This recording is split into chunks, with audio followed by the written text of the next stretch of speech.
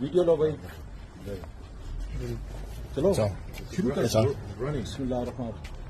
دیکھیں اس وقت جو ہے جو سارا سب سے بڑا مسئلہ ہے وہ ہے رول آف لا کا. آج جس طریقے سے مجسٹریٹ آئے ہیں انہوں نے جو ہے وارنٹ دیا ہے, ادھر چلے جاؤ, وارنٹ دیا ہے بالکل ٹھیک, ادھر چلے جاؤ, وارنٹ دیا ہے بالکل ٹھیک ہے, عزت سے آئے ہیں.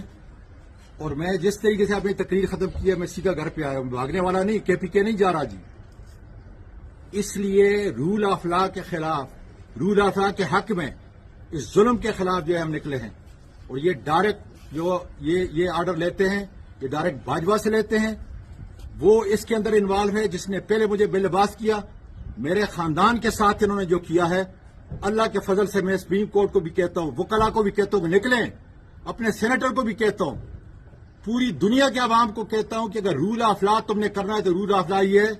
انہوں نے وارنٹ میرے پاس لایا ہے, میں تھانے کو خود حاضر ہونے کے لیے تیار ہوں, لیکن یہ کوئی طریقہ نہیں ہے کہ تشدد کریں, اس کے بعد ریمانڈ لیں, اس کے بعد جو ہے تشدد کریں, اس کے بعد بے لباس کریں, اور اس کے بعد جو ہے گھر کی جو میں اپنی تمام خواتین جو ہیں پورے ملک کی ان کو کہتا ہوں کہ میں تمہاری جنگ لڑ رہا ہوں تاکہ پھر کسی سینیٹر کو, کسی 74 سال کے کسی آدمی کو یا کسی پاکستان کے شہری کو قانون کے علاوہ اس طریقے سے جو ہے بے لباس نہ کیا جائے اور اس کی فیملی کو اس طرح جو ہے. اس لیے یہ جنگ خدا کے فضل سے قائم ہے.